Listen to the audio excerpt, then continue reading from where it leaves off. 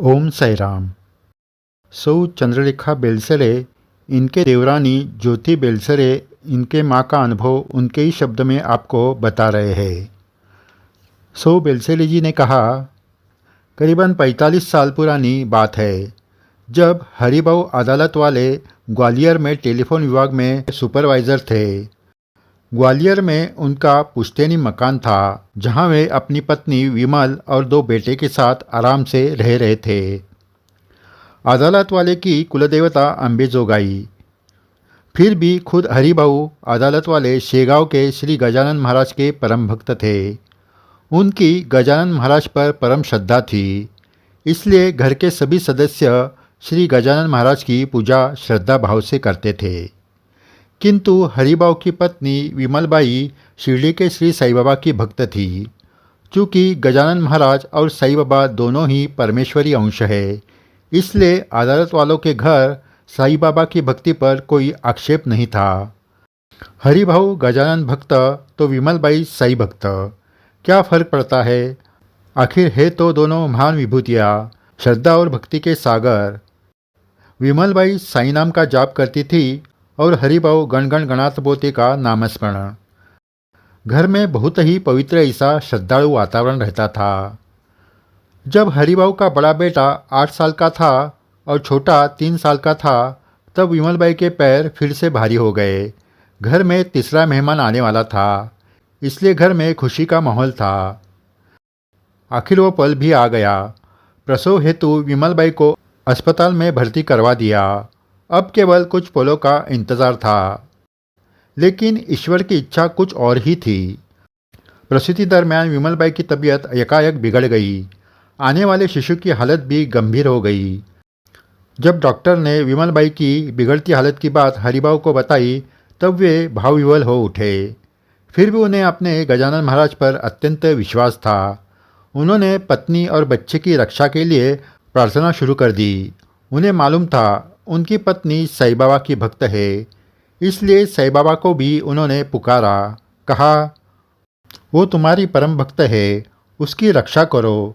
मेरी पत्नी और बच्चे मुझे लौटा दो। हरिभाऊ उस पल न जाने अपने प्रिय के लिए किन किन देवताओं से कृपा की भीख मांग रहे थे, लेकिन होनी को कौन टाल सकता है। भगवान की इच्छा कुछ और ही थी।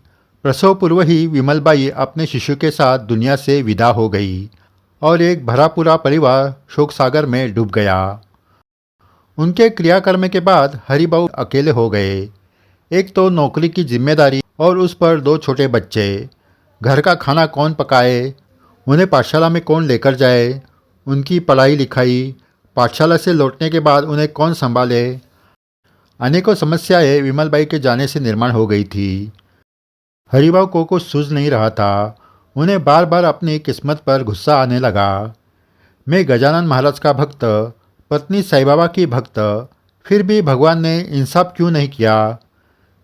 ऐसी ही विमनस्का अवस्था में हरिभाऊ ने पत्नी ने लाए हुए साईं बाबा की मूर्त, उनके ग्रंथ उठाए और शहर के साईं बाबा के मंदिर में रख आए। अब उनका पूजा पाठ से विश्वास उठ गया था।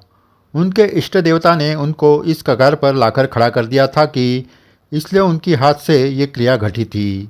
वे अपना गुस्सा भगवान पर उतार रहे थे। जैसे जैसे वक्त गुजरता गया, हरिभाऊ संभलते गए। उन्होंने हालात के साथ समझौता कर लिया और घर गृहस्थी एवं बच्चे के लिए दूसरी शादी भी कर ली। गंगाबाई हर्डीकर, इस लड़की से उनका दूसरा विवाह संपन्न हुआ। गंगाबाई भी विमलबाई की तरह साईं भक्त थी। गंगाबाई घर आते ही अदालत वाले के यहाँ फिर से साईं बाबा वापस आए। साईं बाबा का नित्य पूजा पाठ उनके घर में होने लगा। इस तरह गजानन महाराज और साईं बाबा अदालत वाले के यहाँ फिर से विराजमान हो गए। धीरे धीरे समय बीतता गया। हरिभाऊ के दोनों बेटे बड़े होते रहे। दरमियान हरिभाऊ और गंगाबाई के दाम्पत्य जीवन में 2 नन्हे फूल खिले, भरत नाम का बेटा और ज्योति नाम की बेटी। ऐसे ही कुछ बरस निकल गए।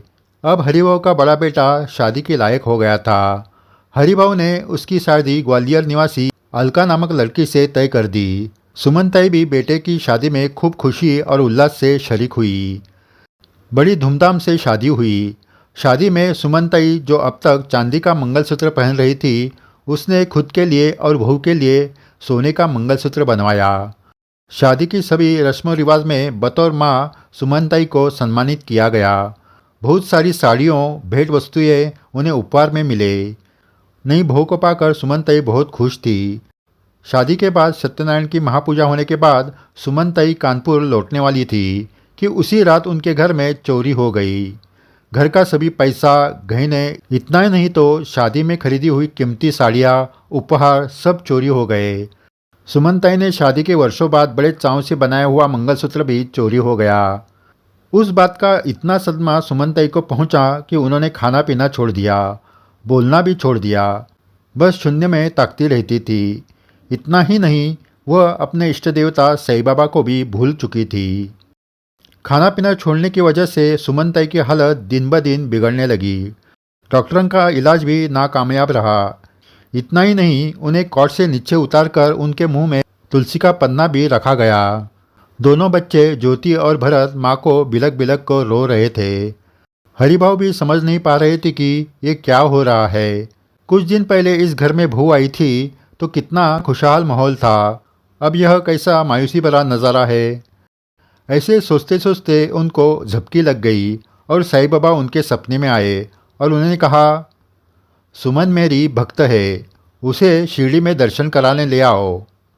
हरिभाव की आँख खुली। वो सोचने लगे, मैंने तो जिंदगी भर गजानन महाराज की भक्ति की, साईं बाबा को मैंने कभी पूजा नहीं। इतना ही नहीं, पत्नी के देहांत पश्चात उनकी मूर्ति भी मैं मंदिर में रख आया।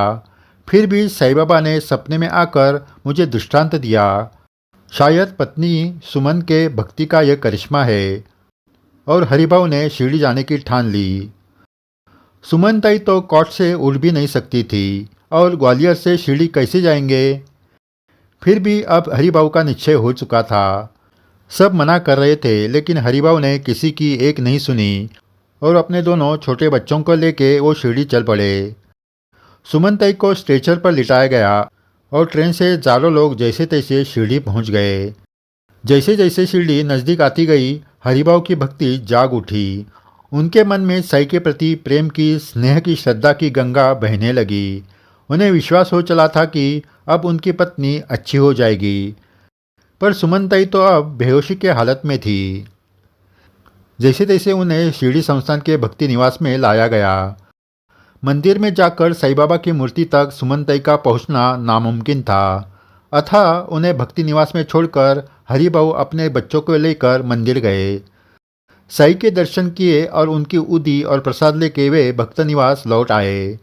वहां आकर उन्होंने सुमनताई को उदी लगाई, प्रसाद खिलाया और दूसरे दिन सुबह को आरती पर जाएंगे ऐसा सोचकर वो सब सो गए। दूसरे दिन सुबह उठे तो क्या चमत्कार! सुमनताई बिस्तर पर स्वयं उठ के बैठी थी। फिर उसने उठ के हाथ मुंह धोया, स्नान भी किया और खुद चल के मंदिर दर्शन करने गई। सब लोग अचरज से उनकी ओर देखते रह गए। स्ट्रेचर पर लाया गया ये रुग्ण आज चेतना से भरा हुआ अपने पैरों पर खड़ा होकर साईं दर्शन के लिए जा रहा था। ये कुदरत का नहीं तो सब साईं बाबा का करिश्मा था। उन्होंने अपने भक्त के शरीर में संजीवनी फूंक दी थी। उनकी कृपा से एक शव जैसे शरीर में जीवन का संचार हुआ था। एक पति को अपनी पत्नी, बच्चों को अपनी माँ वापस मिल गई थी। सुमनताई के असीम श्रद्धा, स्नेह, विश्वास की ये देन थी। अपने भक्त के लिए खुद श्री साईं प्रकट हुए थे। उन्होंने सपने में आकर हरिभाव को साक्षात्कार दिया था, क्योंकि हरिभाव के सिवा सुमनताई को शिरडी कौन ला सकता था। इसलिए उन्होंने हरिभाव को दर्शन दे के अपने प्रति हरिभाव का विश्वास दृढ़ किया। उनके भक्तों की श्रृंखला में और एक भक्त का नाम जुड़ गया था। अब तो हरिभाव साईमय हो गए थे। आज साईं ने उन्हें उनकी खुशियाँ वापस लौटाई थी, जबकि कई साल पूर्व इन्हीं हरिभाव ने साईं बाबा को घर से बाहर निकाल दिया था। लेकिन भक्त प्रेमी साईं बाबा ने मन में कोई किंतु न रख के हरिभाव के गृहस्थी को बचाया था। ऐसा है श्री साईं का महिमा, जो हमें श्रद्धा सबूरी तो सिखाता ही है और साईं पर अटूट विश्वास दृढ़ हो जाता है। ये साईं अनुभव मेरे देवरानी ज्योति बेलसरे के माँ को आया था, जो आज 78 वर्ष की है और साईं की परम भक्त है। उनका बेटा भरत भी साईं भक्त है और साईं बाबा पर बहुत ही बेहतरीन कविता करता है। जय साईं राम। अगर आपने ये चैनल सब्सक्राइब नहीं किया तो ज़रूर कीजिए और वीडियो के नीचे दिए गए थैंक्स बटन के द्वारा सही प्रचार कार्य को सहयोग दीजिए। ये सही सेवा है। जय श्री राम।